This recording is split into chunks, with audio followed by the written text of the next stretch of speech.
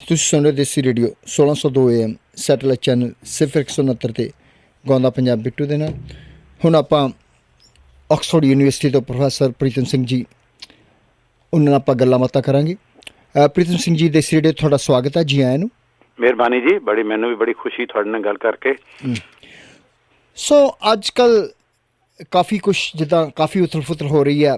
ਤੁਸੀਂ ਇਕੋਨਮਿਸਟ ਹੋ, ਅਰਥਚਾਰੇ 'ਚ ਖਾਸ ਤੌਰ 'ਤੇ ਬੈਕ ਹੋਮਸ ਅਸੀਂ ਪੰਜਾਬ ਨਾਲ ਜੁੜੇ ਹੋਏ ਹਾਂ, ਉਹਦੇ ਅਰਥਚਾਰੇ 'ਚ ਕਾਫੀ ਜਿੱਦਾਂ ਉਤਰਾਵ ਚੜ੍ਹਾਅ ਆ ਰਹੇ ਨੇ, ਖਾਸ ਤੌਰ 'ਤੇ ਮੌਜੂਦਾ ਕਿਸਾਨ ਅੰਦੋਲਨ ਕਰਕੇ।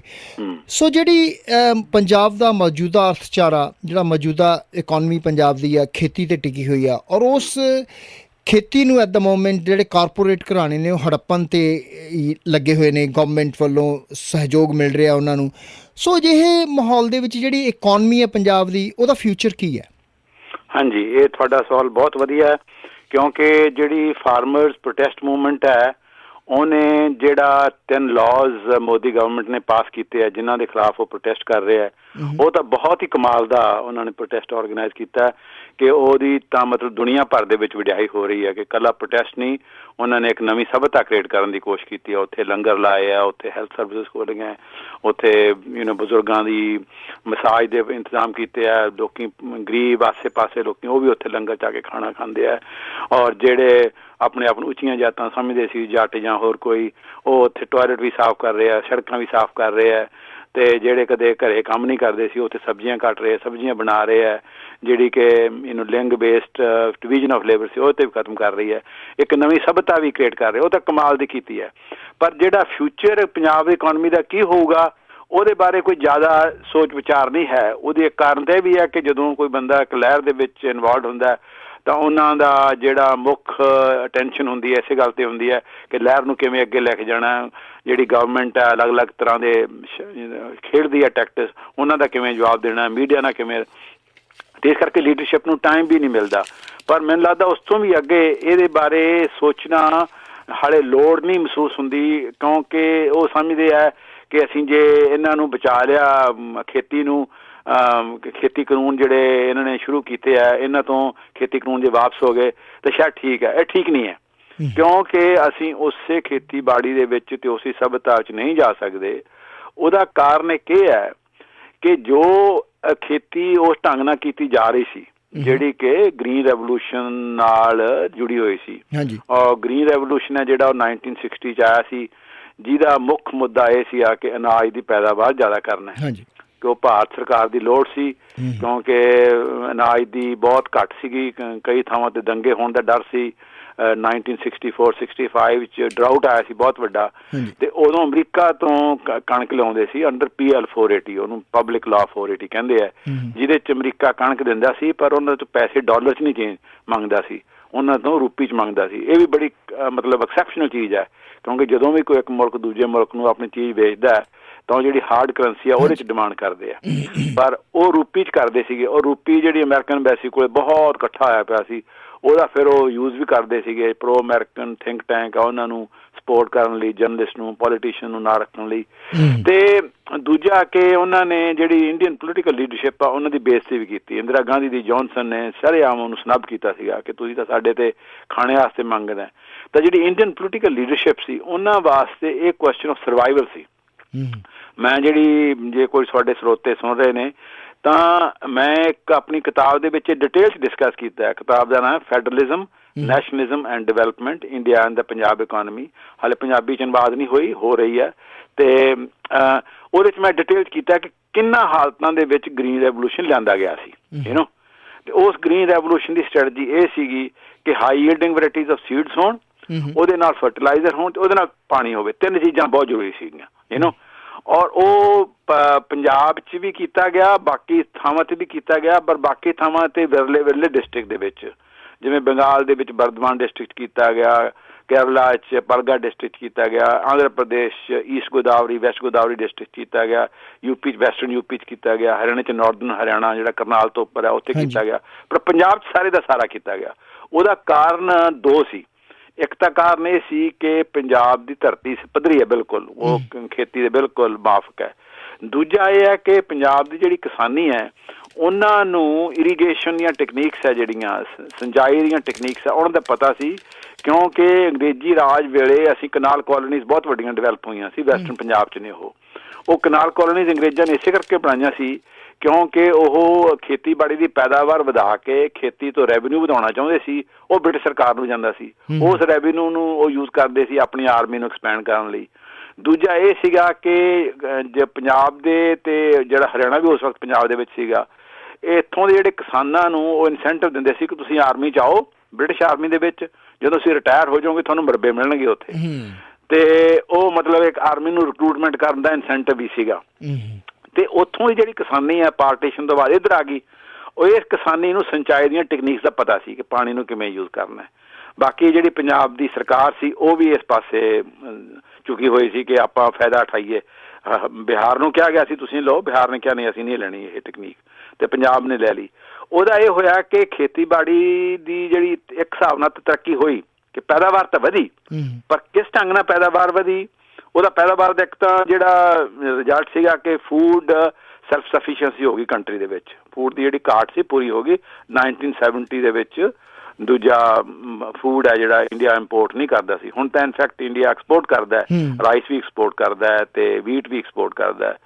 ਤੇ ਉਹ ਤਾਂ ਪੂਰੀ ਹੋ ਗਈ, ਪਰ ਜਿਹੜੀ ਟੈਕਨੀਕ ਉਹਨਾਂ ਨੇ ਪੰਜਾਬ 'ਚ ਵਰਤੀ ਸੀ ਉਹਦਾ ਜਿਹੜਾ ਆਰਥਿਕ ਤੌਰ 'ਤੇ ਬਾਹਰੀ ਤੌਰ 'ਤੇ ਇਹ ਤਾਂ ਅਸਰ ਹੋਇਆ ਕਿ ਕਿਸਾਨਾਂ ਦੀ ਕੁਛ ਹਿੱਸੇ ਦੀ ਕਮ ਸੇ ਕਮ, ਸਾਰੇ ਕਿਸਾਨਾਂ ਦੀ, ਪਰ ਜਿਹੜੇ ਵੱਡੇ ਕਿਸਾਨ ਸੀ ਜਾਂ ਦਰਮਿਆਨੇ ਕਿਸਾਨ ਸੀ ਉਹਨਾਂ ਦੀ ਆਮਦਨ ਦੇ ਵਿੱਚ ਵਾਧਾ ਹੋਇਆ। ਉਹਨਾਂ ਦੇ ਬੱਚੇ ਯੂਨੀਵਰਸਿਟੀਆਂ 'ਚ ਪੜ੍ਹੇ ਔਰ ਚੰਗੀਆਂ ਨੌਕਰੀਆਂ 'ਤੇ ਲੱਗੇ। ਉਹ ਤਰੱਕੀ ਤਾਂ ਹੋਈ, ਪਰ ਨਾਲ ਦੀ ਨਾਲ ਜਿਹੜੀ ਉਹ ਟੈਕਨੀਕ ਸੀਗੀ ਫਰਟੀਲਾਈਜ਼ਰ ਯੂਜ਼ ਕਰਨ ਦੀ, ਪਾਣੀ ਨੂੰ ਯੂਜ਼ ਕਰਨ ਦੀ ਔਰ ਹਾਈ ਯੀਲਡਿੰਗ ਵੈਰਾਈਟੀ ਯੂਜ਼ ਕਰਨ ਦੀ ਔਰ ਪੈਸਟੀਸਾਈਡ ਯੂਜ਼ ਕਰਨ ਦੀ, ਚਾਰੇ ਚੀਜ਼ਾਂ ਦੀ, ਉਹਦੇ ਨਾਲ ਸਾਡੀ ਧਰਤੀ ਜ਼ਹਿਰੀਲੀ ਹੋ ਗਈ।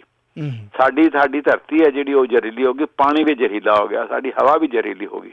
ਤਾਂ ਉਹਦਾ ਇਨਵਾਇਰਮੈਂਟਲ ਲੈਵਲ 'ਤੇ ਬਹੁਤ ਹੀ ਨੁਕਸਾਨ ਹੋਇਆ ਕਿ ਪੰਜਾਬ ਦੇ ਵਿੱਚ ਅਲੱਗ-ਅਲੱਗ ਕਿਸਮ ਦੀਆਂ ਬਿਮਾਰੀਆਂ, ਕਈ ਵਾਰ ਲੋਕ ਡਾਕਟਰਾਂ ਨੂੰ ਸਮਝ ਵੀ ਨਹੀਂ ਆਉਂਦੀ।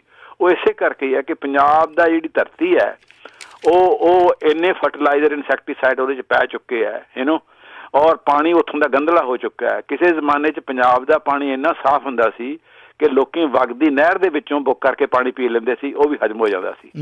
ਇੰਨਾ ਸਾਫ਼ ਪਾਣੀ ਸੀ। ਹੁਣ ਇਹ ਪਾਣੀ ਬਹੁਤ ਪੋਲਿਊਟ ਹੈ, ਪਾਣੀ ਵੀ ਖਰੀਦਣਾ ਪੈਂਦਾ। ਤਾਂ ਕਹਿੰਦੇ ਜੇ ਫਿਲਟਰ ਲਾ ਕੇ ਪੀਓ ਤਾਂ ਵੀ ਬੰਦਾ ਨੂੰ ਪਛਤਾ ਨਹੀਂ। ਹਾਂ, ਕੋਈ ਪਤਾ ਨਹੀਂ ਹੈ ਕਿਉਂਕਿ ਜੋ ਫਿਲਟਰ ਵੀ ਜਿਹਨੇ ਕੰਮ ਨਹੀਂ ਕੀਤਾ ਉਹਨੇ ਨਾ ਚੰਗੀ ਤਰ੍ਹਾਂ ਕੀਤਾ, ਤਾਂ ਇਸੇ ਕਰਕੇ ਲੋਕਾਂ 'ਚ ਬਿਮਾਰੀਆਂ ਫੈਲ ਰਹੀਆਂ।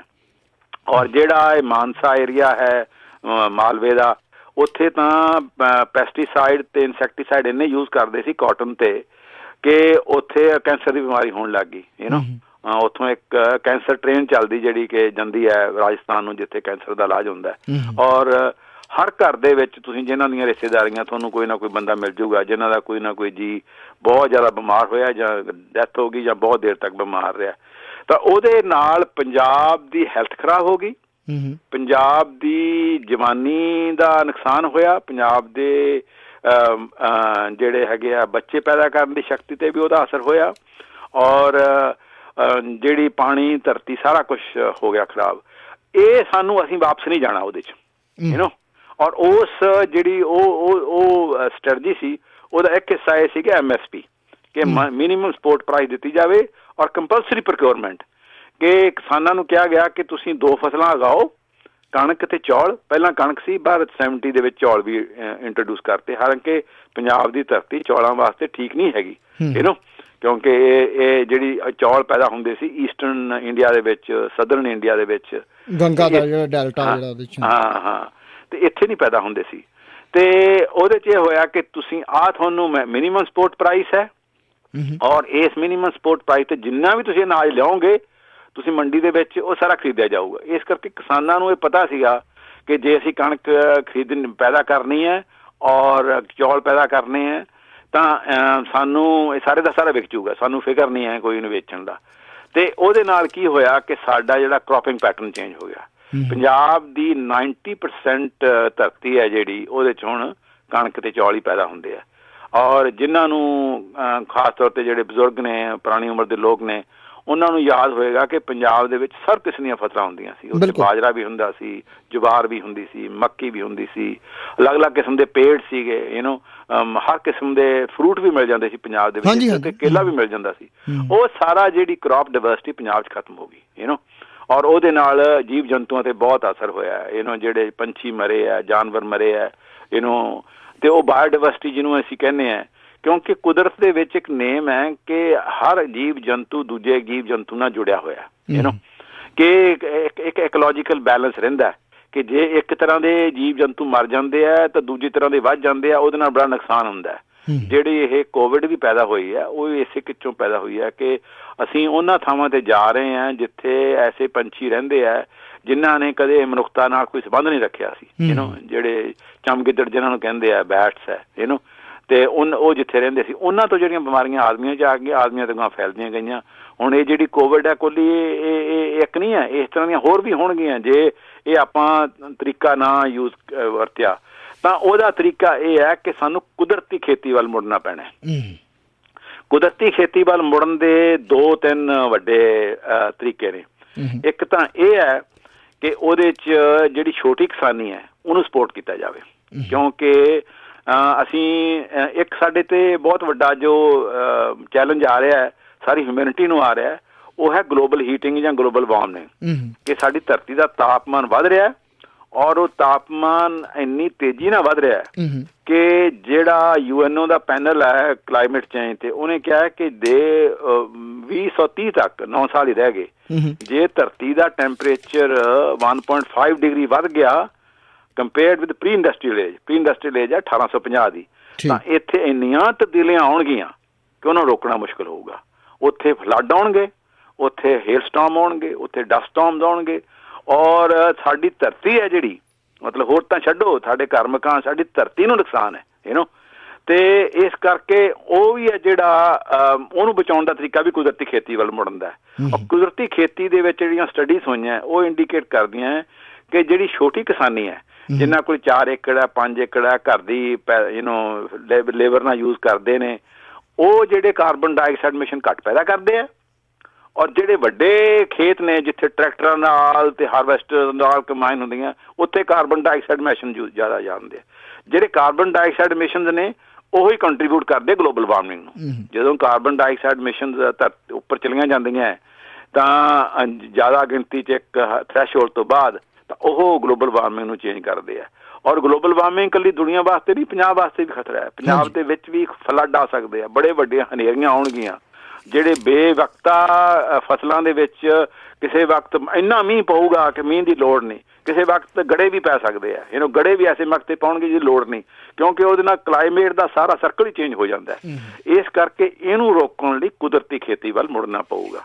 ਉਹਨੂੰ ਅਸੀਂ ਆਰਗੈਨਿਕ ਐਗਰੀਕਲਚਰ ਵੀ ਕਹਿੰਦੇ ਹਾਂ, ਕੁਦਰਤੀ ਖੇਤੀ ਵੀ ਕਹਿੰਦੇ ਹਾਂ। ਉਹਦੇ ਛੋਟੇ ਮੋਟੇ ਐਕਸਪੈਰੀਮੈਂਟਸ ਤਾਂ ਹੋਏ ਆ ਪੰਜਾਬ ਦੇ ਵਿੱਚ, ਜਿਵੇਂ ਕਿ ਇੱਕ ਨੌਜਵਾਨ ਮੁੰਡਾ ਹਰਤੇਜ ਸਿੰਘ, ਕਿ ਮੈਨੂੰ ਉਹਦਾ ਨਾਮ ਭੁੱਲ ਗਿਆ ਐਗਜ਼ੈਕਟਲੀ, ਬਠਿੰਡੇ ਕੋਲੇ ਮੈਂ ਉਹਦਾ ਫਾਰਮ ਦੇਖ ਕੇ ਆਇਆ, 11 ਏਕੜ ਦਾ ਫਾਰਮ ਹੈ, ਉਹ ਆਰਗੈਨਿਕ ਫਾਰਮਿੰਗ ਕਰਦਾ ਤੇ ਪਹਿਲਾਂ ਉਹ ਕਮਿਊਨਿਸਟ ਲਹਿਰ ਦੇ ਵਿੱਚ ਸੀਗਾ, ਫਿਰ ਉਹ ਹੁਣ ਇੱਧਰ ਜੁੜ ਗਿਆ ਔਰ ਉਹ ਬੜੀ ਮਿਹਨਤ ਨਾਲ ਕਰ ਰਿਹਾ ਔਰ ਉਹਦਾ ਕੰਮ ਬਹੁਤ ਸਕਸੈਸਫੁਲ ਹੈ। ਮੈਂ ਤੁਹਾਨੂੰ ਉਹਦੇ ਬਾਰੇ ਹੋਰ ਡਿਟੇਲ 'ਚ ਵੀ ਦੱਸੂੰਗਾ। ਇਸੇ ਤਰ੍ਹਾਂ ਇਹ ਖੇਤੀ ਵਿਰਾਸਤ ਇੱਕ ਆਰਗੇਨਾਈਜੇਸ਼ਨ ਹੈ ਜੈਤੋ 'ਚ ਬੇਸਡ, ਉਹ ਵੀ ਪ੍ਰਮੋਟ ਕਰ ਰਹੇ ਆ। ਇਸੇ ਤਰ੍ਹਾਂ ਜਿਹੜੇ ਪਿੰਗਲਵਾੜੇ ਵਾਲੇ ਆ ਉਹ ਵੀ ਪ੍ਰਮੋਟ ਕਰ ਰਹੇ ਆ। ਔਰ ਬਾਬਾ ਜੀ ਖਡੂਰ ਸਾਹਿਬ ਵਾਲੇ, ਉਹਨਾਂ ਨੇ ਬਹੁਤ ਕੰਮ ਕੀਤਾ ਇਸ ਕਾਸੇ, ਉਹਨਾਂ ਦਾ ਕੰਮ ਬਹੁਤ ਹੀ ਮਹੱਤਵਪੂਰਨ ਹੈ। ਔਰ ਪਰ ਇਹ ਜਿਹੜੇ ਯਤਨ ਨੇ, ਜਿਸ ਤਰ੍ਹਾਂ ਨਦੀ ਨੂੰ ਸਾਫ਼ ਕੀਤਾ ਗਿਆ ਬਾਬਾ ਜੀ ਨੇ ਨਾ ਵਾਈਵੇਦੀ, ਜਿੱਥੇ ਗੁਰੂ ਨਾਨਕ ਦੇਵ ਜੀ ਨੇ ਆਪਣਾ ਇਸ਼ਨਾਨ ਕੀਤਾ ਸੀ, ਪਰ ਇਹ ਜਿਹੜੇ ਆਈਸੋਲੇਟਡ ਨੇ ਐਕਸਪੈਰੀਮੈਂਟਸ, ਆਈਸੋਲੇਟਡ ਨੇ ਔਰ ਇਹਨੂੰ ਪੰਜਾਬ ਲੈਵਲ ਤੇ ਤੇਜ਼ ਕਰਨ ਦੀ ਲੋੜ ਆ। ਉਹਦੇ ਲਈ ਕਈ ਚੀਜ਼ਾਂ ਕਰਨ ਦੀ ਲੋੜ ਹੈ। ਇੱਕ ਤਾਂ ਇਹ ਹੈ ਕਿ ਸਾਡੇ ਲੋਕਾਂ ਦੇ ਵਿੱਚ ਜਿਹੜਾ ਪੈਸੇ ਦਾ ਲਾਲਚ ਹੈ, ਪੈਸਾ ਵਧਾਉਣਾ ਹੈ, ਘਰ ਵੱਡਾ ਖਰੀਦਣਾ ਹੈ, ਕਾਰ ਵੱਡੀ ਖਰੀਦਣੀ ਹੈ, ਮਹਿੰਗੇ ਕੱਪੜੇ ਪਾਉਣੇ ਹੈ, ਮਹਿੰਗਾ ਵਿਆਹ ਕਰਨਾ, ਉੱਥੇ ਕਈ ਕਿਸਮ ਦੇ ਖਾਣੇ ਦੇਣੇ ਹੈ, ਉਹ ਚੇਂਜ ਕਰਨਾ ਪਊਗਾ, ਕਿਉਂਕਿ ਉਹ ਸਮਾਂ ਗਿਆ। ਜੇ ਉਸ ਪਾਸੇ ਜਾਵਾਂਗੇ ਤਾਂ ਸਾਡੀ ਬਰਬਾਦੀ ਹੈ।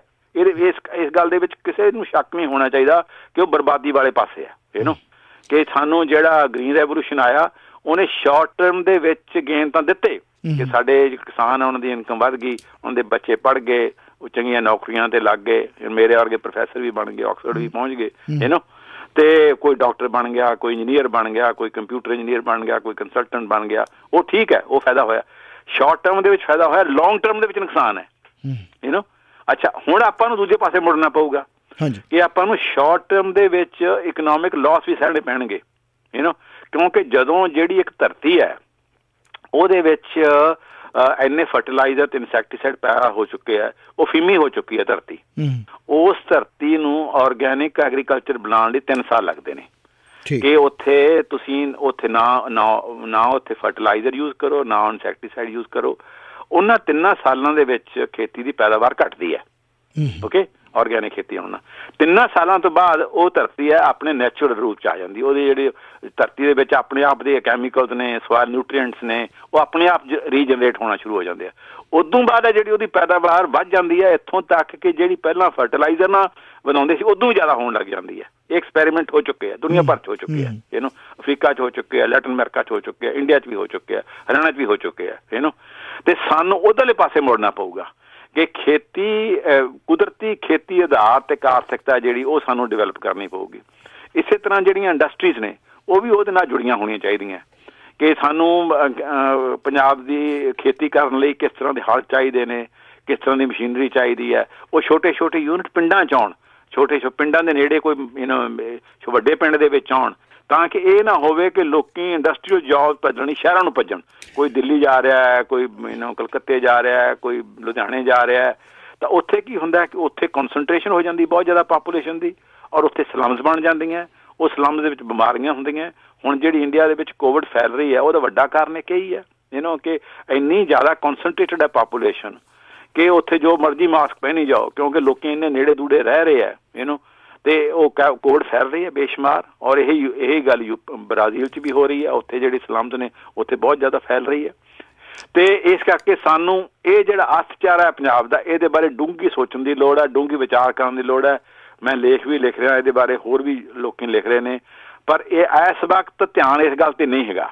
ਇਸ ਵਕਤ ਦਾ ਧਿਆਨ ਮੁੱਖ ਤੌਰ ਤੇ ਕਿ ਜਿਹੜੇ ਖੇਤੀ ਕਾਨੂੰਨਾਂ ਨੂੰ ਵਾਪਸ ਕਰਾਇਆ ਜਾਵੇ, ਔਰ ਉਹ ਬੜੀ ਮਹੱਤਵਪੂਰਨ ਹੈ। ਔਰ ਇਹ ਗੱਲ ਬਿਲਕੁਲ ਠੀਕ ਹੈ ਕਿ ਜੇ ਖੇਤੀ ਕਾਨੂੰਨ ਨਹੀਂ ਵਾਪਸ ਹੁੰਦੇ ਤਾਂ ਪੰਜਾਬ ਦੀ ਖੇਤੀ ਨੂੰ ਨੁਕਸਾਨ ਹੀ ਨੁਕਸਾਨ ਹੈ।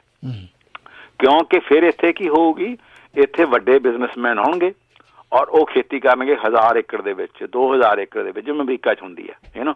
ਹੁਣ ਅਮਰੀਕਾ ਦੇ ਵਿੱਚ ਜਿਹੜਾ ਇੱਕ ਮੀਡੀਅਮ ਸਾਈਜ਼ ਵੀ ਜਿਹੜਾ ਫਾਰਮਰ ਹੈ 450 ਏਕੜ ਦੇ ਕਰੀਬ ਹੈ।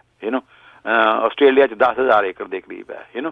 ਤਾਂ ਇਹ ਉਹ ਜਿਹੜੀ ਉਹ ਖੇਤੀ ਕਰਨਾ ਚਾਹੁੰਦੇ ਆ, ਉਹਦੇ 'ਚ ਹੈ ਕਿ ਉਹ ਵੱਡੇ ਵਪਾਰੀ ਆਉਣਗੇ ਜਿਨ੍ਹਾਂ ਨੇ ਉਹ ਸਾਰੇ ਦਾ ਸਾਰਾ ਅਨਾਜ ਖਰੀਦ ਕਰਕੇ ਉਹਨਾਂ ਨੇ ਵੱਡੇ ਸਿਲੋਜ਼ ਬਣਾ ਰਹੇ, ਅਦਾਨੀਜ਼ ਬਣਾ ਰਹੇ ਨੇ, ਉੱਥੇ ਰੱਖਣਗੇ ਔਰ ਉੱਥੋਂ ਉਹ ਜਿਹੜੇ ਆ ਰਿਟੇਲਸ ਸਟੋਰਸ ਨੇ ਉਹਨਾਂ 'ਚ ਵੇਚਣਗੇ ਜਿੱਥੇ ਅੰਬਾਨੀਆਂ ਦਾ ਕੰਟਰੋਲ ਹੈ।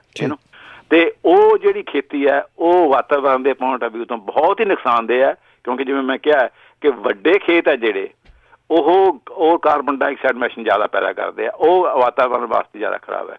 ਦੂਜਾ, ਪੰਜਾਬ ਦੀ ਕਿਸਾਨੀ ਬਰਬਾਦ ਹੋ ਜੂਗੀ। ਔਰ ਜਿਹੜਾ ਪੰਜਾਬ ਦੀ ਕਿਸਾਨੀ ਦਾ ਬਰਬਾਦ ਹੋਣ ਦਾ ਇੱਕ ਤਾਂ ਆਰਥਿਕ ਹੈਗਾ ਸਮੱਸਿਆ, ਪਰ ਜਿਹੜੀ ਜ਼ਮੀਨ ਹੈ, ਜ਼ਮੀਨ ਇਕੱਲੀ ਇੱਕ ਆਰਥਿਕ ਪੇਸ਼ਾ ਨਹੀਂ ਹੈਗਾ। ਜਿਵੇਂ ਕੋਈ ਬੰਦਾ ਵਪਾਰੀ ਹੈ ਜਾਂ ਦੁਕਾਨਦਾਰ ਹੈ, ਕੱਪੜੇ ਵੇਚਦਾ, ਕੱਪੜੇ ਵੇਚ ਕੇ ਬਿਜਲੀ ਦੀਆਂ ਸਮਾਨ ਵੇਚਣ ਲੱਗ ਜਾਂਦਾ, ਉਹ ਛੱਡ ਕੇ ਕੋਈ ਉਹ ਕਿਤਾਬਾਂ ਦੀ ਦੁਕਾਨ ਖੋਲ੍ਹ ਲੈਂਦਾ, ਉਹਨਾਂ ਲਈ ਕੋਈ ਫਰਕ ਨਹੀਂ ਪੈਂਦਾ। ਹਰ ਚੀਜ਼ ਕਮੋਡਿਟੀ ਉਹਨਾਂ ਲਈ, ਕੋਈ ਵੀ ਚੀਜ਼ ਜਿਹੜੀ ਖਰੀਦੀ ਵੇਚੀ ਜਾ ਸਕਦੀ, ਜਿਹਦੇ ਪ੍ਰੋਫਿਟ ਬਣ ਜਾਂਦਾ। ਖੇਤੀ ਉਹ ਚੀਜ਼ ਨਹੀਂ ਗੀ ਕਿ ਖੇਤੀ ਦੇ ਨਾਲ ਲੋਕਾਂ ਦੀ ਇਮੋਸ਼ਨਲ ਅਟੈਚਮੈਂਟ ਹੈ। ਖੇਤੀ ਦੇ ਨਾਲ ਥੋੜੀ ਸਭਿਅਤਾ ਜੁੜੀ ਹੋਈ ਹੈ, ਖੇਤੀ ਦੇ ਨਾਲ ਥੋੜੀ ਯਾਦਗਾਰ ਜੁੜੀ ਹੋਈ ਹੈ, ਖੇਤੀ ਦੇ ਨਾਲ ਤੁਹਾਡਾ ਇਤਿਹਾਸ ਜੁੜਿਆ ਹੋਇਆ ਹੈ। ਤੁਹਾਡੇ ਦਾਦਿਆਂ ਪੜਦਾਦਿਆਂ ਨੇ ਉੱਥੇ ਖੇਤੀ ਕੀਤੀ ਆ, ਉਹਨਾਂ ਦੀਆਂ ਯਾਦਾਂ ਨੇ, ਉਹਨਾਂ ਦਾ ਖੂਨ ਤੇ ਉਹਨਾਂ ਦੀ ਮੁੜਕਾ ਉਸ ਧਰਤੀ ਦੇ ਵਿੱਚ ਪਿਆ, ਥੋੜੀਆਂ ਯਾਦਾਂ ਨੇ ਉਹਦੇ ਨਾਲ। ਉਹ ਜਿਹੜਾ ਬੰਦਾ ਡਿਸਲੋਕੇਟ ਹੋ ਜਾਂਦਾ, ਕਿਸੇ ਪਾਸੇ ਨਹੀਂ ਰਹਿੰਦਾ, ਉਹ ਬੰਦਾ ਬਿਲਕੁਲ ਫੁੱਲ ਫਲੋਟਿੰਗ ਹੈ। ਕਿਸਾਨੀ ਨੂੰ ਇਹ ਬੜਾ ਵੱਡਾ ਖਤਰਾ ਹੈ। ਹੁਣ ਕਿਸਾਨ ਜਿਹੜੀ ਸਰਕਾਰ ਇਹ ਕਹਿ ਰਹੀ ਹੈ ਕਿ ਅਸੀਂ ਜ਼ਮੀਨਾਂ ਨਹੀਂ ਖਰੀਦਣੀਆਂ।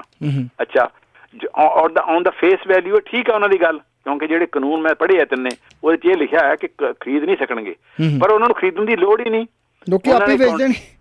ਉਹਨਾਂ ਨੇ ਉਹ ਜਾਂ ਆਪਣੇ ਵੇਚਣਗੇ ਜਾਂ ਦੂਜਾ ਉਹ ਕੰਟਰੈਕਟ ਹੀ ਉਹਦੇ ਨਾਲ ਐਸਾ ਕਰਨਗੇ ਕਿ ਉਹਨਾਂ ਦੀ ਮਾਲਕੀ ਤਾਂ ਰਹੂਗੀ ਨਹੀਂ। ਕਾਗਜ਼ਾਂ 'ਚ ਉਹਨਾਂ ਦੀ ਮਾਲਕੀ ਹੈ, ਪਰ ਜਿਹੜੀ ਉੱਥੇ ਫਾਰਮਿੰਗ ਹੋ ਰਹੀ ਹੈ ਉਹ ਵੱਡੀਆਂ ਐਗਰੋ ਬਿਜ਼ਨਸ ਕਾਰਪੋਰੇਟ। ਹਾਂਜੀ, ਤੁਸੀਂ ਸੁਣ ਰਹੇ ਦੇਸੀ ਰੇਡੀਓ 1602 AM ਸੈਟੇਲਾਈਟ ਚੈਨਲ ਸਿਰਫ 169 ਤੇ ਗਾਉਂਦਾ ਪਿਆ ਬਿੱਟੂ ਦੇ ਨਾਲ।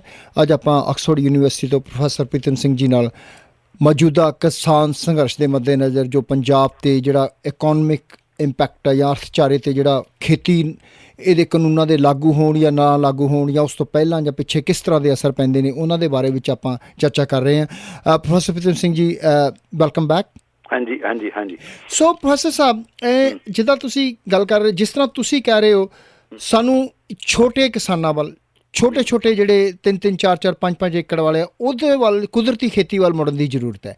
ਪਰ ਜਿਹੜੀ ਸਰਕਾਰੀ ਪਾਲਿਸੀਆਂ ਨੇ, ਉਹ ਜਿਹੜੇ 15-20 ਏਕੜ ਵਾਲੇ, ਉਹਨਾਂ ਨੂੰ ਵੀ 1000 ਏਕੜ 'ਚ ਬਦਲਣ ਦੇ ਯਤਨ ਕੀਤੇ ਜਾ ਰਹੇ ਨੇ। ਇੱਕ ਕੰਟਰੈਕਟ ਫਾਰਮਿੰਗ ਜਾਂ ਕਾਰਪੋਰੇਟਸ ਘਰਾਣਿਆਂ ਨੂੰ ਦਿੱਤਾ ਜਾ ਰਿਹਾ। ਅਜਿਹੇ ਮਾਹੌਲ ਦੇ ਵਿੱਚ ਅਗਰ ਸਹੀ ਲੋਕਲ ਪਾਲਿਸੀਜ਼ ਲਾਗੂ ਕਰਨ ਲਈ ਆਟੋਨੋਮੀ ਜਾਂ ਪੰਜਾਬ ਕੋਲ ਆਪਣੀ ਪਾਵਰ ਦਾ ਹੋਣਾ ਕਿੰਨਾ ਕੁ ਜ਼ਰੂਰੀ ਹੈ? ਇਹ ਵੀ ਗੱਲ ਤੁਹਾਡੀ ਬਿਲਕੁਲ ਠੀਕ ਹੈ, ਕਿਉਂਕਿ ਇਹ ਜਿਹੜੇ ਕਾਨੂੰਨ ਆਏ ਨੇ, ਉਹਨਾਂ ਦੇ 3 ਮੁੱਖ ਮੁੱਦੇ ਨੇ। ਇੱਕ ਤਾਂ ਇਹ ਹੈ ਕਿ ਜਿਨ੍ਹਾਂ ਨੂੰ ਮੈਂ ਕਹਿੰਦਾ ਐਗਰੋ ਬਿਜ਼ਨਸ ਕੈਪੀਟਲਿਜ਼ਮ, ਕਿ ਵੱਡੇ ਜਿਹੜੇ ਇੰਡਸਟਰੀਅਲ ਹਾਊਸਿਸ ਨੇ, ਜਿਵੇਂ ਅਦਾਨੀ ਤੇ ਅੰਬਾਨੀ ਦਾ ਨਾਂ ਲਿਆ ਜਾਂਦਾ, ਹੋਰ ਵੀ ਨੇ, ਪਰ ਇਹ 2 ਮੁੱਖ ਨੇ। ਇਹਨਾਂ ਨੇ ਟੈਲੀਕਮਿਊਨੀਕੇਸ਼ਨ ਤੇ ਕਬਜ਼ਾ ਕਰ ਲਿਆ, ਮੀਡੀਆ ਤੇ ਕਬਜ਼ਾ ਕਰ ਲਿਆ, ਆਇਲ ਤੇ ਕਬਜ਼ਾ ਕਰ ਲਿਆ, ਏਅਰਪੋਰਟ ਤੇ ਕਬਜ਼ਾ ਕਰ ਲਿਆ। ਖੇਤੀ ਬਾਹਰ ਸੀ, ਔਰ ਖੇਤੀ ਤੇ ਬਹੁਤ ਦੇਰ ਦੀ ਇਹਨਾਂ ਦੀ ਨਜ਼ਰ ਲੱਗੀ ਹੋਈ ਹੈ ਨਾ।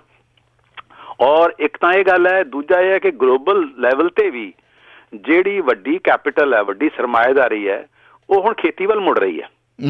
ਕਿਉਂਕਿ ਉਹਦਾ ਇੱਕ ਕਾਰਨ ਇਹ ਹੈ ਕਿ ਬਾਕੀ ਥਾਵਾਂ ਤੇ ਪ੍ਰੋਫਿਟੇਬਿਲਿਟੀ ਦਾ ਕੋਈ ਯਕੀਨ ਨਹੀਂ ਹੈ।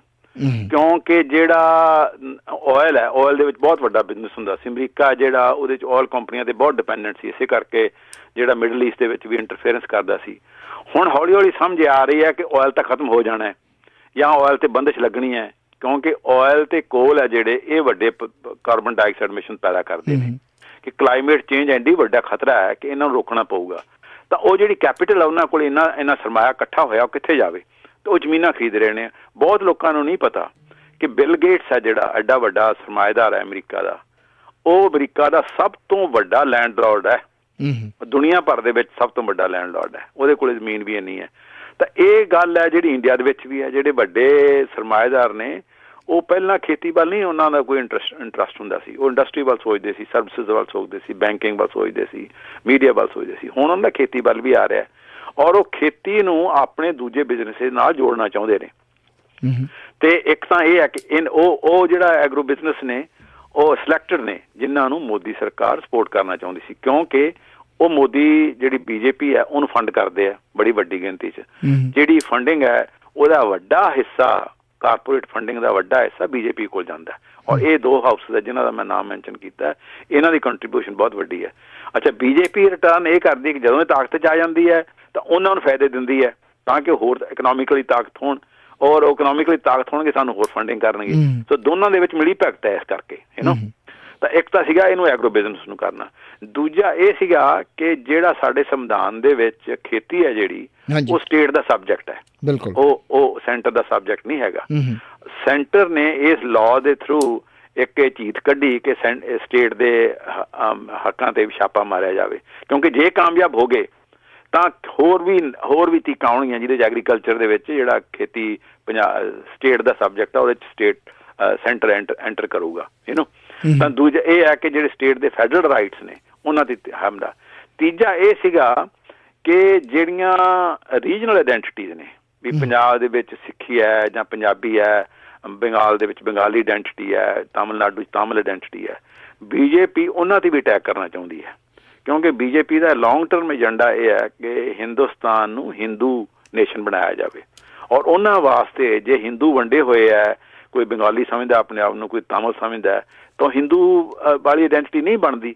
ਤਾਂ ਉਹ ਜਿਹੜੀਆਂ ਰੀਜਨਲ ਆਇਡੈਂਟੀਟੀ ਉਹਨਾਂ ਨੂੰ ਵੀ ਵੀਕ ਕਰਨਾ ਚਾਹੁੰਦੇ। ਇਸੇ ਕਰਕੇ ਇਸ ਇਲੈਕਸ਼ਨਾਂ ਦੇ ਵਿੱਚ ਉਹਨਾਂ ਦਾ ਸਾਰਾ ਜ਼ੋਰ ਇਸ ਗੱਲ ਤੇ ਲੱਗਾ ਹੋਇਆ ਸੀ ਕਿ ਬੰਗਾਲ ਦੇ ਵਿੱਚ ਮਮਤਾ ਬੈਨਰਜੀ ਨੂੰ ਹਰਾਇਆ ਜਾਵੇ, ਕਿਉਂਕਿ ਮਮਤਾ ਬੈਨਰਜੀ ਨੇ ਮੁੱਖ ਮੁੱਦਾ ਇਹ ਰੱਖਿਆ ਸੀ ਕਿ it is a question of Bengali identity versus central Hindu identity, ਕਿ ਅਸੀਂ ਬੰਗਾਲੀ ਨੂੰ ਬਚਾਉਣਾ। ਔਰ ਇਹਨਾਂ ਨੂੰ ਇਹ ਪਤਾ ਸੀ ਵੀ ਜੇ ਅਸੀਂ ਇਹ ਮਮਤਾ ਬੈਨਰਜੀ ਨੂੰ ਹਰਾ ਲਿਆ ਤਾਂ ਜਿਹੜਾ ਸਾਡਾ ਲੌਂਗ ਟਰਮ ਮੁੱਦਾ ਹੈ ਉਹਦੇ ਵਿੱਚ ਇਹ ਸਾਨੂੰ ਬਹੁਤ ਕਾਮਯਾਬੀ ਹੋਊਗੀ। ਤਾਂ ਇਹ ਜਿਹੜੇ ਤਿੰਨੇ ਲਾਅ ਨੇ, ਇਹ 3 ਚੀਜ਼ਾਂ ਦਾ ਸਿੱਟਾ ਸੀ। ਐਗਰੋ ਬਿਜ਼ਨਸ ਕੈਪੀਟਲਿਜ਼ਮ ਤੇ ਫੈਡਰਲਿਜ਼ਮ ਦੇ ਵਿੱਚ ਸਟੇਟ ਦੇ ਰਾਈਟਸ ਹੈ ਉਹਨਾਂ ਨੂੰ ਕਮਜ਼ੋਰ ਕਰਨਾ, ਔਰ ਤੀਜਾ ਜਿਹੜਾ ਰੀਜਨਲ ਆਇਡੈਂਟੀਟੀ ਨੂੰ ਕਮਜ਼ੋਰ ਕਰਨਾ। It's a part of BJP's identity. ਤਾਂ ਇਸ ਗੱਲ 'ਚ ਕੋਈ ਸ਼ੱਕ ਨਹੀਂ ਕਿ ਜਿਹੜੀ ਕਿਸਾਨ ਲਹਿਰ ਹੈ ਉਹਨੂੰ ਵੀ ਇਸ ਗੱਲ ਵੱਲ ਸੋਚਣ ਦੀ ਲੋੜ ਹੈ। ਉਹਨਾਂ ਦੇ ਵਿੱਚੋਂ ਕੁਛ ਲੀਡਰ ਹੈ ਜਿਹੜੇ ਉਹ ਇਸ ਗੱਲ ਨੂੰ ਬਹੁਤ ਚੰਗੀ ਤਰ੍ਹਾਂ ਸਮਝਦੇ, ਜਿਵੇਂ ਰਾਜੇਵਾਲ ਸਾਹਿਬ ਨੇ, ਮੇਰੇ ਪੁਰਾਣੇ ਮਿੱਤਰ ਨੇ, ਉਹ ਸਭ ਤੋਂ ਸਿਆਣੇ ਸੁਲਝੇ ਹੋਏ ਲੀਡਰ ਨੇ ਕਿਸਾਨ ਲਹਿਰ ਦੇ ਵਿੱਚ। ਉਹਨਾਂ ਨੂੰ ਇਸ ਗੱਲ ਦਾ ਬਹੁਤ ਗਿਆਨ ਹੈ। ਉਹ 40-50 ਸਾਲ ਤੋਂ ਇਸੇ ਗੱਲ 'ਚ ਜੁੜੇ ਹੋਏ ਹੈ। ਉਹਨਾਂ ਨੇ ਬਾਰ-ਬਾਰ ਗੱਲ ਕੀਤੀ ਵੀ ਇਕੱਲਾ MSP ਲੈਣ ਦਾ ਤੇ ਮੰਡੀਆਂ ਦੇ ਵਿੱਚ ਕਣਕ ਖਰੀਦਣ ਦਾ ਨਹੀਂ ਹੈ ਗੱਲ ਇਹ ਵੀ ਹੈ ਕਿ ਅਸੀਂ ਸੈਂਟਰ ਨੂੰ ਨਹੀਂ ਆਉਣ ਦੇਣਾ ਐਗਰੀਕਲਚਰ ਦੇ ਵਿੱਚ, ਕਿਉਂਕਿ ਜੇ ਇੱਥੇ ਆ ਗਿਆ ਤਾਂ ਹੋਰਨਾਂ ਚੀਜ਼ਾਂ 'ਚ ਵੀ ਆ ਰਿਹਾ, ਐਜੂਕੇਸ਼ਨ 'ਚ ਵੀ ਆ ਰਿਹਾ, ਇੰਡਸਟਰੀ ਦੇ ਵਿੱਚ ਵੀ ਆ ਰਿਹਾ, ਤਾਂ ਉਹਦੇ ਸੈਂਟਰਲਾਈਜ਼ ਕੰਟਰੋਲ ਵਧੇਗਾ। ਇਸ ਕਰਕੇ ਇਹ ਇੱਕ ਫੈਡਰਲਿਜ਼ਮ, ਇਹ ਜਿਹੜੀ ਟੱਕਰ ਹੈ ਫੈਡਰਲਿਜ਼ਮ ਦੀ ਟੱਕਰ ਵੀ ਹੈ ਜਿਹੜੇ ਕਿਸਾਨ ਕਰ ਰਹੇ ਨੇ। ਇਸ ਕਰਕੇ ਜਿਹੜੀਆਂ ਸਟੇਟ ਗਵਰਨਮੈਂਟਸ ਨੇ ਉਹਨਾਂ ਨੇ ਥੋੜ੍ਹੀ ਬਹੁਤ ਮਦਦ ਕੀਤੀ ਹੈ, ਪਰ ਜਿੰਨੀ ਉਹਨਾਂ ਨੂੰ ਕਰਨੀ ਚਾਹੀਦੀ ਹੈ ਉਨੀ ਨਹੀਂ ਕੀਤੀ। ਉਹਨਾਂ ਦੀ ਸਮਝ ਕਈਆਂ ਦੀ ਇੰਨੀ ਘੱਟ ਹੈ। ਉਹਨਾਂ ਵਿੱਚ ਕੁਝ ਲੀਡਰ ਸਿਆਣੇ ਨੇ, ਜਿਵੇਂ ਨਵਜੋਤ ਸਿੱਧੂ ਨੂੰ ਇਸ ਗੱਲ ਦੀ ਚੰਗੀ ਤਰ੍ਹਾਂ ਅੰਡਰਸਟੈਂਡਿੰਗ ਹੈ। ਉਹਨਾਂ ਨੇ ਮੇਰੇ ਨਾਲ ਵੀ ਗੱਲਬਾਤ ਕੀਤੀ ਹੈ ਤੇ ਮੇਰੀ ਕਿਤਾਬ ਵੀ ਪੜ੍ਹੀ ਉਹਨਾਂ ਨੇ। ਔਰ ਬਾਕੀ ਆਮ ਲੋਕਾਂ ਨੂੰ ਇਸ ਗੱਲ ਦਾ ਨਹੀਂ ਪਤਾ। ਇੱਥੋਂ ਤੱਕ ਕਿ ਅਕਾਲੀ ਦਲ ਕਿਸੇ ਵਕਤ ਅਨੰਦਪੁਰ ਸਾਹਿਬ ਰੈਜ਼ੋਲੂਸ਼ਨ ਦਾ ਜਿਹੜਾ ਸਪੋਰਟ ਕਰਦਾ ਸੀ, ਰਾਜਾਂ ਨੂੰ ਵੱਧ ਅਧਿਕਾਰ ਦੇਣ ਦਾ, ਔਰ ਉਹ ਬਹੁਤ ਵਧੀਆ ਰੈਜ਼ੋਲੂਸ਼ਨ ਸੀ। ਉਸ ਰੈਜ਼ੋਲੂਸ਼ਨ ਦੇ ਵਿੱਚ ਕੋਈ ਨੁਕਸ ਨਹੀਂ ਹੈ। ਜਿਹੜਾ ਕੁਝ ਲੋਕੀ ਕਹਿੰਦੇ ਆ ਕੋਈ ਸਿੱਖ ਕੌਮ ਦੀ ਗੱਲ ਕੀਤੀ ਗਈ ਹੈ, ਕਿਸੇ ਨੂੰ ਉਹਦੀ ਗੱਲ ਤੇ ਇਤਰਾਜ਼ ਹੋ ਸਕਦਾ। ਸਾਰੀ ਸਟੇਟਸ ਲਈ ਵੱਧ ਅਧਿਕਾਰ ਮੰਗਦੇ, ਇਕੱਲੇ ਪੰਜਾਬ ਲਈ ਨਹੀਂ। ਬਿਲਕੁਲ। ਔਰ ਉਦੋਂ ਉਹਨੂੰ ਵੈਸਟ ਬੰਗਾਲ ਜੋਤੀ ਬਾਸੂ ਚੀਫ ਮਿਨਿਸਟਰ ਸੀ, ਉਹਨੇ ਵੈਲਕਮ ਕੀਤਾ। ਕੇਰਲਾ ਦੇ ਵਿੱਚ ਆਪਣਾ ਇਹਦੇ 'ਚ ਤਾਮਿਲਨਾਡੂ 'ਚ ਉਹਨਾਂ ਨੂੰ ਵੈਲਕਮ ਕੀਤਾ। ਉਹਨਾਂ ਨੇ ਕਸ਼ਮੀਰ ਦੇ ਵਿੱਚ ਵੈਲਕਮ ਕੀਤਾ ਕਿ ਬੜਾ ਵੱਡਾ ਇਨੀਸ਼ੀਏਟਿਵ ਸੀ। ਇਸੇ ਤਰ੍ਹਾਂ ਦਾ ਇੱਕ ਸ਼੍ਰੀਨਗਰ ਰੈਜ਼ੋਲੂਸ਼ਨ ਹੈ, ਇਸੇ ਤਰ੍ਹਾਂ ਦਾ ਇੱਕ ਕੈਲਕਟਾ ਰੈਜ਼ੋਲੂਸ਼ਨ, ਉਹ ਵੀ ਸਾਰੇ ਇਸੇ ਪਾਸੇ ਸੀ। ਤਾਂ ਉਦੋਂ ਇਹ ਸਟੇਟ ਦੇ ਅਧਿਕਾਰਾਂ ਦੀ ਲਹਿਰ ਖੜੀ ਹੋਈ ਸੀਗੀ। ਪਰ ਉਹਦੇ 'ਚ ਬਾਅਦ ਦੇ ਵਿੱਚ ਤੁਹਾਨੂੰ ਪਤਾ ਹੈ ਆਪਰੇਸ਼ਨ ਬਲੂ ਸਟਾਰ ਹੋਇਆ, ਫਿਰ ਨੌਜਵਾਨੀ ਦਾ ਕਤਲੇਆਮ ਹੋਇਆ, ਤਾਂ ਉਹ ਅਕਾਲੀ ਇਸ ਗੱਲ ਤੋਂ ਇੰਨਾ ਡਰ ਗਏ ਕਿ ਉਹ ਗੱਲ ਵੀ ਨਹੀਂ ਕਰਦੇ ਹੁਣ ਪਰ ਹੁਣ ਕੁਦਰਤੀ ਗੱਲ ਹੈ ਕਿ ਕਿਸਾਨ ਲਹਿਰ ਨੇ ਉਹਨਾਂ ਨੂੰ ਮਜਬੂਰ ਕਰਤਾ ਕਿ ਉਹ BJP ਨਾਲ ਆਪਣਾ ਨਾਤਾ ਤੋੜਨ, ਜਿਹੜੀ ਕਿ ਇਤਿਹਾਸਕ ਤੌਰ ਤੇ ਬਹੁਤ ਚੰਗੀ ਗੱਲ ਹੈ ਕਿ ਉਹ BJP ਤੋਂ ਆਪਣੇ ਆਪ ਨੂੰ ਆਜ਼ਾਦ ਕਰਨ, ਤਾਂ ਜਿਹੜਾ ਉਹਨਾਂ ਦੀਆਂ ਰੂਟਸ ਹੈ ਉਹਨਾਂ ਨਾਲ ਜੁੜਨ ਔਰ ਸਟੇਟ ਦੇ ਅਧਿਕਾਰਾਂ ਦੀ ਮੰਗ ਕਰਨ। ਹਾਲਾਂਕਿ ਉਹ ਖੁੱਲ੍ਹ ਕੇ ਨਹੀਂ ਆ ਰਹੇ ਕਿਉਂਕਿ ਉਹਨਾਂ ਦੀ ਸੋਚਣੀ ਦੇ ਵਿੱਚ ਫਰਕ ਪੈ ਚੁੱਕਾ ਹੈ ਤੇ ਉਹਨਾਂ ਦੇ ਵਿੱਚ ਵੀ ਅੰਦਰ ਖਾਤੇ ਸੰਘਰਸ਼ ਚੱਲ ਰਿਹਾ। ਜਿਹੜੇ ਲੋਕ ਇਸ ਗੱਲ ਨੂੰ ਸਮਝਦੇ ਆ ਉਸ ਗੱਲ ਤੇ ਪ੍ਰੈਸ਼ਰ ਪਾ ਰਹੇ ਆ ਕਿ ਅਸੀਂ ਆਪਣੇ ਲੋਕਾਂ ਨਾਲ ਜੁੜੀਏ। ਤਾਂ ਇੱਕ ਤਾਂ ਇਹ ਹੈ ਕਿ ਸਟੇਟ ਦੇ ਅਧਿਕਾਰਾਂ ਨੂੰ ਮਜ਼ਬੂਤ ਕਰਨਾ ਹੈ, ਤਾਂ ਹੀ ਅਸੀਂ ਜੇ ਸਟੇਟ ਦੇ ਅਧਿਕਾਰ ਮਜ਼ਬੂਤ ਕਰਾਂਗੇ ਤਾਂ ਸਟੇਟ ਹੈ ਜਿਹੜਾ ਉਹ ਆਪਣੀ ਕਿਸਾਨੀ ਨੂੰ ਹਰ ਕਿਸਮ ਦੀ ਜਿਹੜੀ ਮਦਦ ਦੇਣੀ ਹੈ। ਕਿਉਂਕਿ ਜਿਹੜੀ ਕੁਦਰਤੀ ਖੇਤੀ ਮੈਂ ਕਹਿ ਰਿਹਾ ਉਹ ਇੰਨੀ ਸੌਖੀ ਵੀ ਨਹੀਂ ਗੀ, ਹਾਲਾਂਕਿ ਬਹੁਤ ਔਖੀ ਵੀ ਨਹੀਂ ਹੈਗੀ। ਕਿਉਂਕਿ ਜਿਹੜੇ ਸਾਡੇ ਪੁਰਾਣੇ ਕਿਸਾਨ ਨੇ ਉਹਨਾਂ ਨੂੰ ਸਭ ਨੂੰ ਪਤਾ ਹੈ, ਜਿਹੜੇ ਕੋਈ ਮਤਲਬ 70-80 ਸਾਲ ਦੀ ਉਮਰ ਦੇ ਨੇ, ਉਹਨਾਂ ਸਭ ਨੇ ਕੁਦਰਤੀ ਖੇਤੀ ਕੀਤੀ ਹੋਈ ਆ, ਹੱਥੀਂ ਕੀਤੀ ਹੋਈ ਆ, ਉਹਨਾਂ ਨੂੰ ਯਾਦਾਂ ਨੇ। ਇਸ ਕਰਕੇ ਉਹਨਾਂ ਲੋਕਾਂ ਦੀ ਜਿਹੜੀ ਯਾਦਾਸ਼ਤ ਹੈ ਬਹੁਤ ਕੀਮਤੀ ਹੈ। ਮੈਂ ਕਈ ਵਾਰ ਸੋਚਦਾ ਕਿ ਸਾਨੂੰ ਇਹ ਪ੍ਰੋਜੈਕਟ ਵੀ ਕਰਨ ਦੀ ਲੋੜ ਹੈ ਕਿ ਉਹਨਾਂ ਦੀ ਯਾਦਾਂ ਨੂੰ ਸੰਭਾਲਿਆ ਜਾਵੇ ਕਿ ਉਹ ਕਿਸ ਤਰ੍ਹਾਂ ਦੀ ਖੇਤੀ ਹੁੰਦੀ ਸੀ। ਜਿਹੜੀ ਨਵੀਂ ਪੀੜ੍ਹੀ ਹੈ ਉਹਨਾਂ ਨੂੰ ਤਾਂ ਪਤਾ ਵੀ ਨਹੀਂ ਗਾ ਕਿ ਜਿਹੜੀ ਦੇਸੀ ਕਣਕ ਕਿਹੜੀ ਹੁੰਦੀ ਸੀ, ਕਿਹੜੀਆਂ ਫਸਲਾਂ ਹੁੰਦੀਆਂ ਸੀ। ਉਹ ਤਾਂ 2 ਫਸਲਾਂ ਬਾਰੇ ਜਾਣਦੇ ਆ ਤੇ ਪਰ ਉਹ ਇੱਕ ਅਲੱਗ ਪ੍ਰੋਜੈਕਟ ਹੈ ਜਿਹੜਾ ਕਰਨ ਦੀ ਲੋੜ ਹੈ ਕਿ ਇਹਨਾਂ ਦੀ ਯਾਦਾਂ ਨੂੰ ਸੰਭਾਲਿਆ ਜਾਵੇ ਔਰ ਉਹਨਾਂ ਨੂੰ ਯਾਦਾਂ ਨੂੰ ਸੰਭਾਲ ਕੇ ਉਹਨਾਂ ਤੋਂ ਸਿੱਖਿਆ ਜਾਵੇ। ਔਰ ਦੂਜੇ ਮੁਲਕਾਂ 'ਚ ਵੀ ਆ ਰਿਹਾ, ਇੱਕ ਤੰਜ਼ਾਨੀਆ ਦੇ ਵਿੱਚ ਇੱਕ ਬੜਾ ਪ੍ਰੋਜੈਕਟ ਚੱਲਿਆ, ਉਹਨਾਂ ਨੇ ਵੀ ਇਹੀ ਕਿਹਾ ਕਿ ਜਿਹੜੇ ਸਾਡੇ ਬਜ਼ੁਰਗ ਨੇ ਪੁਰਾਣੇ, ਇਹ ਤਾਂ ਸਾਡਾ ਬਹੁਤ ਅਮੀਰ ਵਿਰਸਾ ਨੇ, ਇਹਨਾਂ ਨੂੰ ਯਾਦਾਂ ਨੇ ਜਿਹੜੀ ਕੁਦਰਤੀ ਖੇਤੀ ਹੁੰਦੀ ਹੈ ਇਹਨਾਂ ਨੇ ਕਿਵੇਂ ਕੀਤੀ ਹੈ ਔਰ ਅਸੀਂ ਉਹਨਾਂ ਤੋਂ ਸਿੱਖ ਰਹੇ ਹਾਂ। ਉਹਨਾਂ ਦੀ ਜਿਹੜੀ ਨੌਲੇਜ ਹੈ, ਉਹਨਾਂ ਦਾ ਐਕਸਪੀਰੀਅੰਸ ਹੈ ਜਿਹੜਾ, ਉਹ ਅਸੀਂ ਆਪਣੀ ਸਾਇੰਟੀਫਿਕ, ਪਰ ਉਹਦੇ ਨਾਲ ਹੀ ਦੂਜਾ ਇਹ ਹੈ ਕਿ ਕੁਝ ਕਿਸਮ ਦੀਆਂ ਸਾਇੰਟੀਫਿਕ ਰਿਸਰਚ ਵੀ ਹੋਣ ਦੀ ਲੋੜ ਹੈ। ਕਿਉਂਕਿ ਜਿਹੜੀ ਪੰਜਾਬ ਐਗਰੀਕਲਚਰ ਯੂਨੀਵਰਸਿਟੀ ਹੈ, ਪੰਜਾਬ ਐਗਰੀਕਲਚਰ ਯੂਨੀਵਰਸਿਟੀ ਨੇ ਗ੍ਰੀਨ ਰੈਵੋਲੂਸ਼ਨ ਨੂੰ ਪ੍ਰਮੋਟ ਕਰਨ 'ਚ ਬਹੁਤ ਵੱਡਾ ਹਿੱਸਾ ਪਾਇਆ ਕਿ ਕਿਸ ਤਰ੍ਹਾਂ ਦੇ ਕਣਕ ਵੇਚਣੇ ਆ। ਪਰ ਉਹਨੇ, ਜਿਵੇਂ ਮੈਂ ਪਹਿਲਾਂ ਕਿਹਾ ਕਿ ਸ਼ਾਰਟ ਟਰਮ ਦੇ ਵਿੱਚ ਤਾਂ ਫਾਇਦਾ ਕੀਤਾ ਪਰ ਲੌਂਗ ਟਰਮ ਦੇ ਵਿੱਚ ਨੁਕਸਾਨ ਕੀਤਾ। ਹੁਣ ਉਹ PAU ਨੂੰ ਉਲਟ ਪਾਸੇ ਮੁੜਨ ਦੀ ਲੋੜ ਹੈ। ਉਹਨੂੰ ਲੋੜ ਹੈ ਕਿ ਆਰਗੈਨਿਕ ਐਗਰੀਕਲਚਰ ਰਿਸਰਚ ਕੀਤੀ ਜਾਵੇ ਕਿ ਕਿਸ ਟਾਈਮ ਤੇ ਕਿਹੜੀ ਫਸਲ ਪਊਗੀ। ਸਾਰੇ ਪੰਜਾਬ ਦੀ ਜਿਹੜੀ ਖੇਤੀ ਹੈ, ਐਗਰੀਕਲਚਰ ਹੈ, ਉਹਦਾ ਚੰਗੀ ਤਰ੍ਹਾਂ ਮੁਆਇਨਾ ਕੀਤਾ ਜਾਵੇ ਕਿ ਕਿਹੜਾ ਜ਼ੋਨ ਹੈ ਉੱਥੇ ਕਣਕ ਪੈਦਾ ਹੋਣੀ ਚਾਹੀਦੀ ਹੈ, ਕਿਹੜਾ ਜ਼ੋਨ ਹੈ ਉੱਥੇ ਗੰਨਾ ਪੈਦਾ ਹੋਣਾ ਚਾਹੀਦਾ, ਕਿਹੜਾ ਜ਼ੋਨ ਹੈ ਜਿੱਥੇ ਚਾਵਲ ਪੈਦਾ ਹੋਣੇ ਚਾਹੀਦੇ ਹੈ, ਜਿੱਥੇ ਨਹੀਂ ਲੋੜ। ਜਿਵੇਂ ਹੁਣ ਬਠਿੰਡਾ ਇਲਾਕਾ, ਉਹ ਉੱਥੇ ਰੇਤਲਾ ਇਲਾਕਾ ਹੈ, ਉੱਥੇ ਹੁਣ ਤੁਸੀਂ ਜੇ ਕਣਕ ਜਾਓਗੇ, ਕਣਕ ਆਪਣਾ ਝੋਨਾ ਜਗਾਓਗੇ ਤਾਂ ਤੁਹਾਨੂੰ ਟਿਊਬਵੈੱਲ ਪੱਟਣੇ ਪੈਣੇ ਆ, ਤੁਹਾਡਾ ਪਾਣੀ ਥੱਲੇ ਜਾਊਗਾ। ਉੱਥੇ ਲੋੜ ਨਹੀਂ ਹੈਗੇ। ਦੁਆਬੇ ਦੇ ਵਿੱਚ ਪਾਣੀ ਦੀ ਹਾਲੇ ਉੱਥੇ ਹੁੰਦਾ ਸੀ ਇਸ ਤਰ੍ਹਾਂ ਮੱਕੀ ਬੀਜੋ, ਬਾਜਰਾ ਬੀਜੋ। ਜਿਹੜੇ ਤੁਸੀਂ ਫਸਲੀ ਵਿਭਿੰਨਤਾ ਦੀ ਗੱਲ ਕਰਦੇ ਹੋ, ਕਿਉਂਕਿ ਈਵਨ ਪੰਜਾਬ ਐਗਰੀਕਲਚਰ ਯੂਨੀਵਰਸਿਟੀ ਜਿਹੜੀ ਖੇਤੀ ਮੇਲੇ ਲਾਉਂਦਾ, ਉਹ ਖੇਤੀ ਮੇਲਿਆਂ 'ਤੇ ਵੀ ਕਾਫੀ ਲੰਬੇ ਸਮੇਂ ਤੋਂ ਇਹ ਗੱਲ ਕੀਤੀ ਜਾ ਰਹੀ ਕਿ ਵੱਖ-ਵੱਖ ਤਰ੍ਹਾਂ ਦੀਆਂ ਫਸਲਾਂ ਬੀਜਣੀਆਂ ਚਾਹੀਦੀਆਂ, ਸਹਾਇਕ ਧੰਦੇ ਅਪਣਾਉਣੇ ਚਾਹੀਦੇ, ਇਸ ਤਰ੍ਹਾਂ ਕਾਫੀ ਗੱਲਾਂ ਹੁੰਦੀਆਂ।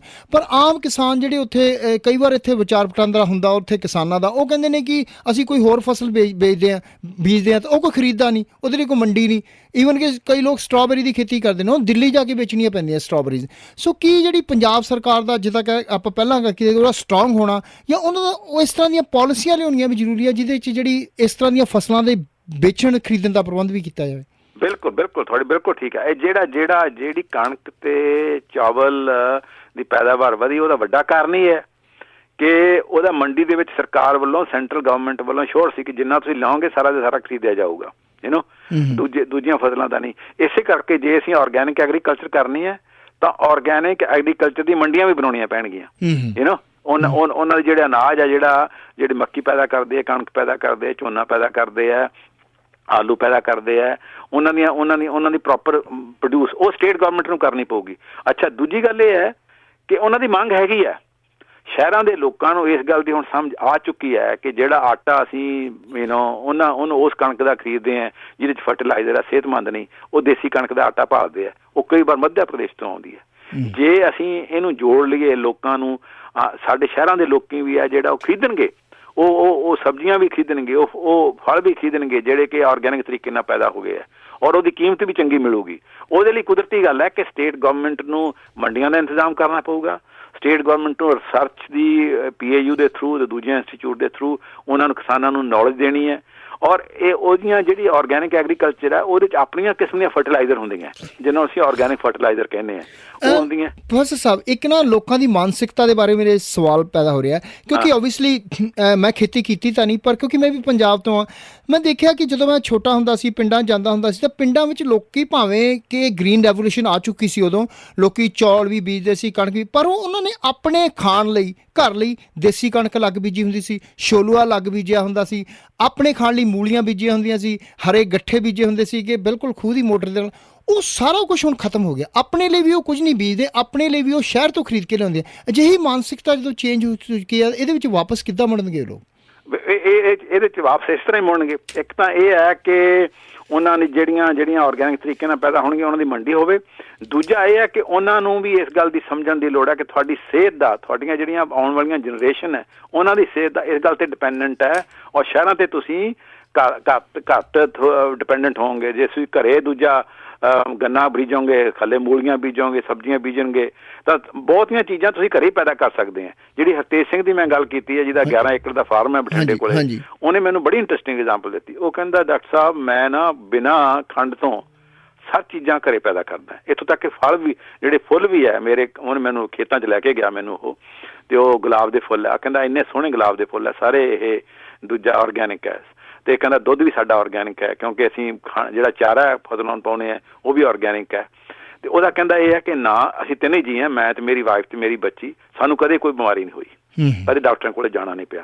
ਕਹਿੰਦਾ ਜਦੋਂ ਮੈਂ ਸ਼ੁਰੂ ਕੀਤਾ ਨਾ ਤਾਂ ਪਿੰਡ ਦੇ ਲੋਕੀ ਕਹਿੰਦੇ ਸੀ ਤਾਂ ਪਾਗਲ ਹੈ, ਪਹਿਲਾਂ ਇਹ ਨਕਸਲਾਈਟ ਲਹਿਰ 'ਚ ਚਲਾ ਗਿਆ ਸੀਗਾ, ਹੁਣ ਛੱਡ ਕੇ ਆਰਗੈਨਿਕ ਐਗਰੀਕਲਚਰ ਕਰਨ ਲੱਗ ਗਿਆ।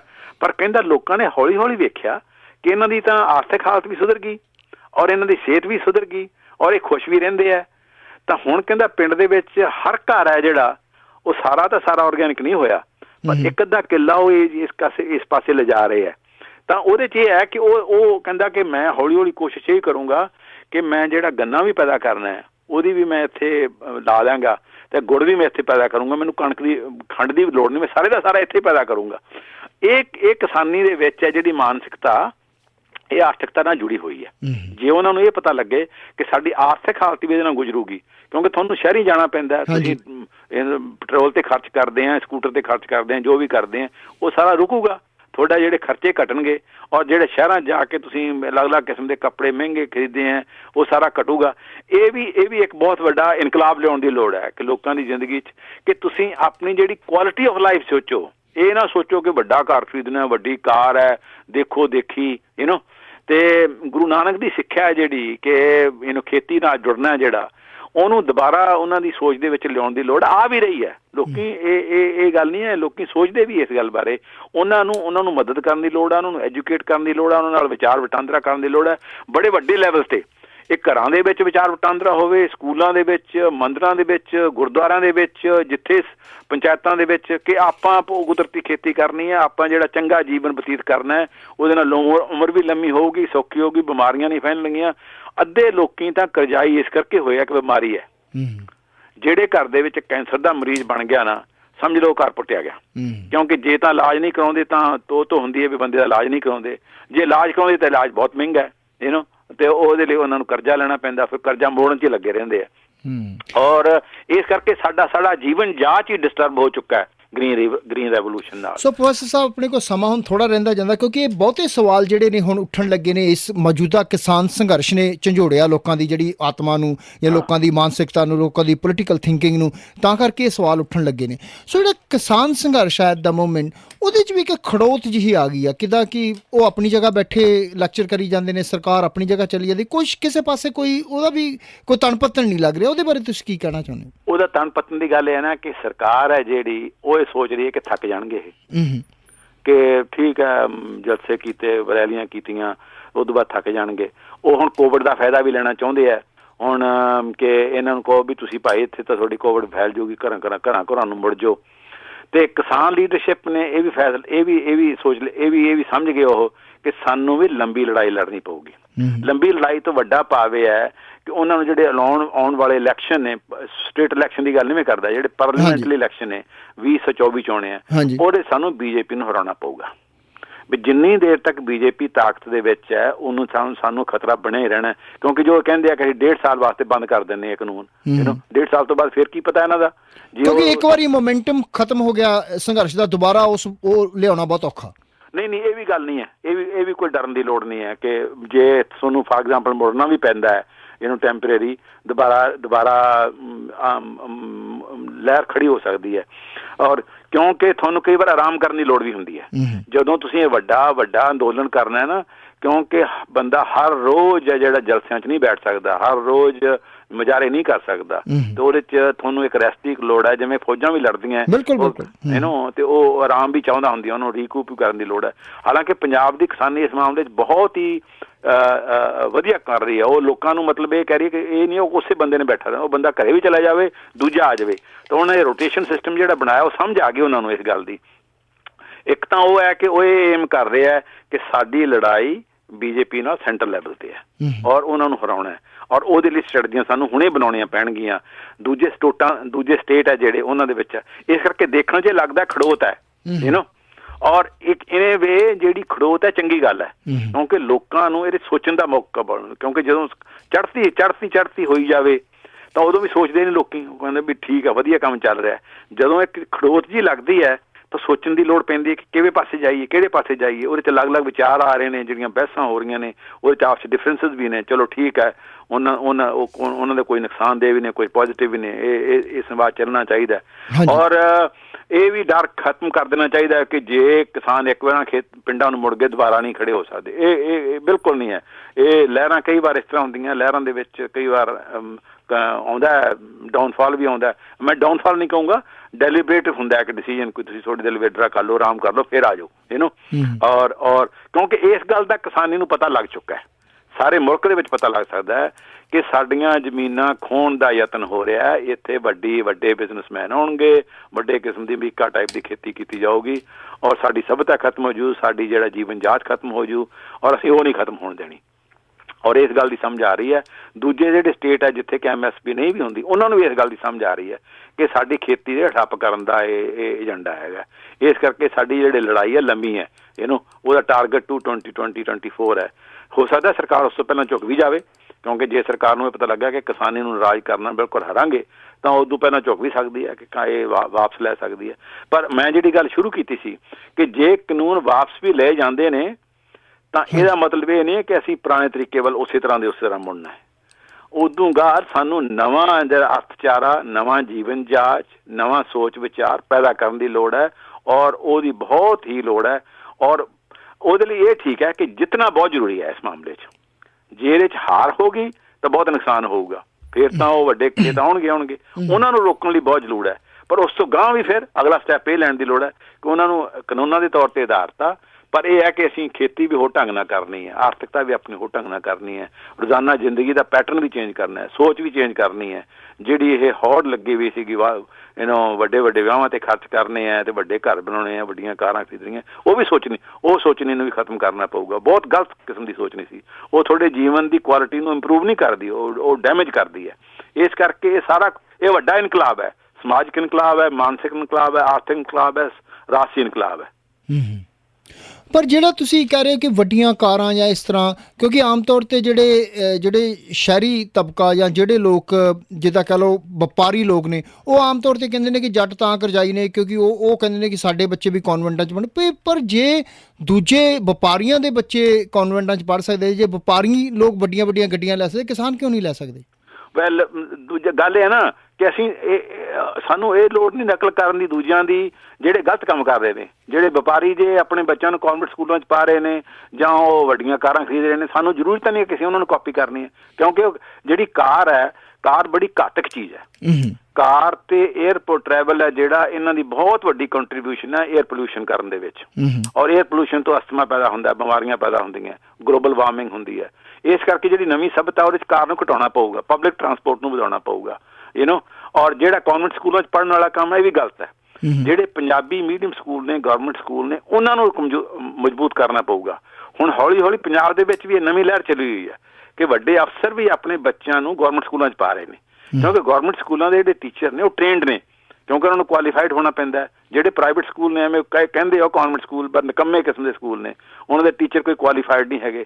ਉਹ ਇਸ ਕਰਕੇ ਵੀ ਅੰਗਰੇਜ਼ੀ ਪੜ੍ਹਾਉਂਦੇ ਆ, ਕੋਈ ਅੰਗਰੇਜ਼ੀ ਜ਼ਰੂਰੀ ਤਾਂ ਨਹੀਂ। ਜਿਹੜੀ ਤੁਹਾਡੀ ਆਪਣੀ ਮਦਰ ਟੰਗ ਦੇ ਵਿੱਚ ਥੋੜੀ ਪਹਿਲੀ ਐਜੂਕੇਸ਼ਨ ਹੈ, ਮੁੱਢਲੀ ਐਜੂਕੇਸ਼ਨ ਹੈ, ਉਹ ਤੁਹਾਡੀ ਆਪਣੀ ਮਦਰ ਟੰਗ ਦੇ ਵਿੱਚ ਹੋਣੀ ਬਹੁਤ ਜ਼ਰੂਰੀ ਹੈ। ਮੈਂ ਇਸ ਕਰਕੇ ਆਪਣੇ ਆਪ ਤੇ ਕੌਨਫੀਡੈਂਸ ਮਹਿਸੂਸ ਕਰਦਾ ਕਿ ਮੈਂ 13 ਸਾਲ ਦੀ ਉਮਰ ਤੱਕ ਪੰਜਾਬੀ ਮੀਡੀਅਮ ਸਕੂਲ 'ਚ ਪੜ੍ਹਿਆ, ਤਾਂ ਮੇਰੀ ਪੰਜਾਬੀ ਤੇ ਪੂਰੀ ਪਕੜ ਹੈ, ਪੜ੍ਹ ਸਕਦਾ, ਲਿਖ ਸਕਦਾ, ਬੋਲ ਸਕਦਾ। ਉਹ ਆਹੀ ਗੱਲ ਹੈ ਪ੍ਰੋਫੈਸਰ ਸਾਹਿਬ, ਜਦੋਂ ਪਹਿਲਾਂ ਕਈ ਵਾਰ ਗੱਲ ਕਰਨ ਲੱਗਦੇ ਤਾਂ ਬੰਦਾ ਜੱਕ ਜਾਂਦਾ ਵੀ ਆਕਸਫੋਰਡ ਯੂਨੀਵਰਸਿਟੀ ਦਾ ਪ੍ਰੋਫੈਸਰ ਆ, ਪਤਾ ਨਹੀਂ ਇਹਨੂੰ ਪੰਜਾਬੀ ਆਉਂਦੀ ਹੋ ਕਿ ਨਹੀਂ। ਨਾ ਕੁਦਰਤੀ ਗੱਲ ਹੈ, ਬਿਲਕੁਲ ਬਿਲਕੁਲ।